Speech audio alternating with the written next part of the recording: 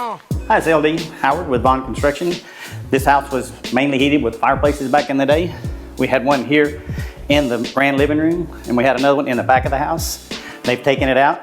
They're putting in HVAC systems throughout the whole home and just kind of updating the house for their cooling and air conditioning deals. But just to let you see some of the ornate stuff back in the day, that's just kind of where the fireplace was.